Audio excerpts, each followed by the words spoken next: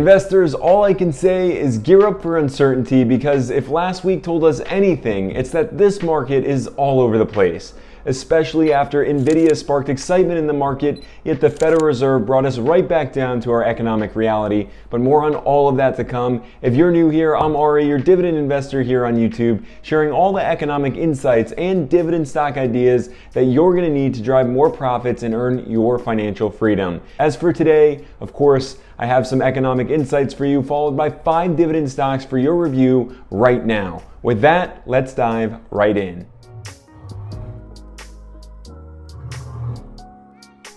So as always, a quick account update here, whereas my account is now sitting at $118,152.73 after just hitting record highs of over $126,000 before sliding and now climbing back up again. Now I share that because I want you to know that number one, I'm not panicking, but more so because the market uncertainty out there is real as of late. Now, before I get to all the dividend stocks today, it's going to be important for you to understand a bit about this economic backdrop so you'll find yourself more comfortable in the midst of all of this uncertainty, and then come to understand the more of the how and why I chose the dividend stocks that I did in today's video. So most importantly is just to recognize how much of a role earnings season always plays and just how much excitement it adds to stir the pot, whereas run-ups and rallying drive investors all to new heights just before a sell-off, which is what we're currently in the midst of experiencing right now.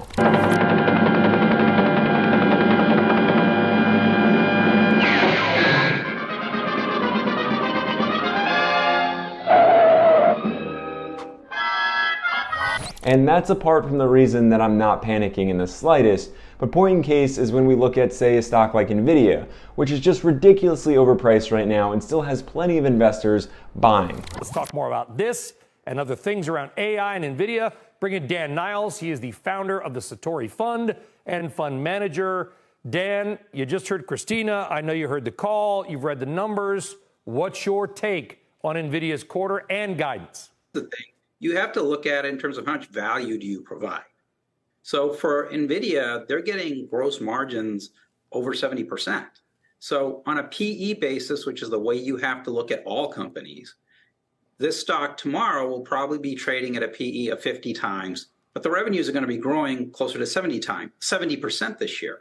Now, if you look at Apple, good example, their revenues are going to be flat this year, and you're paying 29 times for that. I'd much rather own Nvidia than Apple. You can compare Apple against a lot of other big cap names, but the earnings take into account how much value you're adding, and Nvidia is the only game in town. Baseless in my opinion, and honestly, when I hear the Monday morning quarterbacks out there come out, it just drives me insane, especially when we're comparing stocks like Nvidia to Apple. But now, all the hype aside, it's been Jerome Powell and the Federal Reserve that I've been really listening into and hooked on all throughout the week, because our economic future is really in their hands. Turning to the path forward, 2% is and will remain our inflation target. We are committed to achieving and sustaining a stance of monetary policy that is sufficiently restrictive to bring inflation down to that level over time. It is challenging, of course, to know in real time when such a stance has been achieved. There are some challenges that are common to all tightening cycles. For example, real interest rates are now positive and well above mainstream estimates of the neutral policy rate. We see the current stance of policy as restrictive, putting downward pressure on economic activity, hiring, and inflation. But we cannot identify with certainty the neutral rate of interest, and thus there is always uncertainty about the precise level of monetary policy restraint. That assessment is further complicated by uncertainty about the duration of the lags with which monetary tightening affects economic activity and especially inflation. The wide range of estimates of these lags suggests that there may be significant further drag in the pipeline. Now, of course, Powell is all about the data, and that makes sense, but here's my thoughts on our future. we will inevitably experience a larger than enjoyable downturn before the year's end. And we won't be entering a long-lasting bull market until we truly feel the pains of a shock to the market from elevated interest rates, which is just like inflation impacting businesses, and perhaps even more so. Now, at least with higher inflation, rates come down and businesses get to spend. But in this environment, with higher inflation and now sky-high interest rates, well, it's just not going to be good. Now with that, I want to get to our dividend stocks, with the very first of which being the financial industry's fortress of a bank, JP Morgan, ticker symbol JPM. Why? Precisely because of Fitch and Moody's downgrades recently that spooked investors right out of the industry, which now has prompted this stock to slide from a peak of around $168 per share back in July to just $147 presently, with a current PE ratio of 9.6. Now I get it. Banks could find themselves in some trouble, which is why the downgrades made their way into headlines in the first place. But I'm gonna just go out on a limb here and share that JP Morgan is not one of the regionals out there. It's literally the largest bank in the United States and a bank with a strong footing around the world. That's just very unlikely to disappear amidst uncertainty. And while insiders began to sell to enjoy the profits, hedge funds only loaded up for the longer term. Now, not only that, but analysts also continue to boast about a positive future when it comes to JP Morgan, over 15% worth of upside, climbing to a share price of $170.52 per share.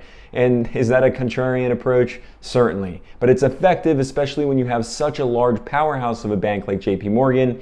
Not to mention, they're also shelling out way above a sector average dividend yield here at 2.67%. Now, before we get to this next dividend stock, if you've been getting value from this video or any other video of mine, I really want to ask for your help now in tapping on that thumbs up button for me, because believe it or not, YouTube will only place videos that get a ton of interaction in front of more viewers. So just a quick tap on that thumbs up button will go a long way, and of course, I'd love to have you on this journey with me, so be sure to subscribe if you haven't already. Now, how about we talk about Cisco, ticker symbol SPYI, which is a distributor of a range of food and related products selling to food service companies like restaurants and, on the other hand, food away from home services. So think about cafeterias, hotels, or conference centers.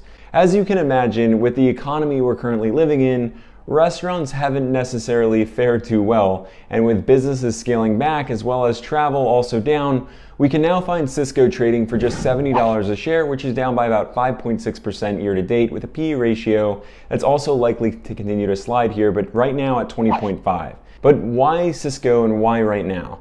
Well, it's all about the economic turnaround and the long-term hold, and we can see smart money in agreement with that statement, as we have over 709,000 shares bought last quarter by hedge funds, along with analysts foreseeing over 21% worth of upside here to a share price of $85.56. Now, until then, a very reliable 2.77% dividend yield for shareholders to enjoy. Coming up on our third dividend stock, or perhaps in this case, I should say down, we have United Parcel Service, ticker symbol UPS, which is of course the world's largest package delivery company that always turns my eye during times of mounting economic pressure, when we see businesses as well as consumers just growing more fearful and uncertain, and then we get the cutbacks in spending, especially when it comes to packages, or at least they seek out alternative options. But another buy the dip investment here, as we can see that UPS has peaked at $195 this year when things were seemingly looking better, but then slid back down to a current share price of $168 with a PE at 14.6, as investors really woke up to reality. Now get this, just 8 days ago, El Presidente over here sold over $3.9 million worth of shares, which should tell us that trouble is likely coming and UPS will become even more of a buy. Now on the other hand, smart money is likely just getting started here when it comes to buying more shares with the UPS. And as for analysts, we also see a price target here of $195.64 per share. That's 15.8% worth of upside coming our way, to which we're going to be able to enjoy a dividend until then, coming in above the sector average at 3.76%. Next up, I'm bringing another financial leader to your attention for an explosive share price appreciation opportunity. In addition to being a dividend powerhouse, we have T. Rowe Price, ticker symbol TROW, which is a global investment management company providing funds, advisory services, and retirement planning. Now, as I always say, every time I mention T. Rowe Price, this company has its assets primarily invested in the NASDAQ, so when tech gets hit, well, T. Rowe Price that stock share price of theirs just falls and investors go running for the hills. As we can see, we've seen this twice already this year when investors foolishly overlooked our economic backdrop. Macros matter, right? Anyways, as of now, T. Rowe Price is trading for $110 per share, and it could slide even more, but as of right now, it's that PE ratio at 16, and plenty of hedge funds loading up on this financial sector behemoth for the real entry into a bull market. But until then, how about this dividend yield coming in at 4.5%? And last but not least, a dividend stock that I am absolutely sure will draw a ton of backlash my way, but hey, I'm here for exactly that. So drop all your thoughts and comments down below with this one. But I want to bring Cracker Barrel, ticker symbol CBRL, to your attention, which is actually one that I've never mentioned on the channel before, but it's presenting a very interesting investment opportunity. So hear me out. First and foremost, note that Cracker Barrel is a restaurant with a menu consisting of all country home-style meals and a retailer that markets rustic old country furnishings.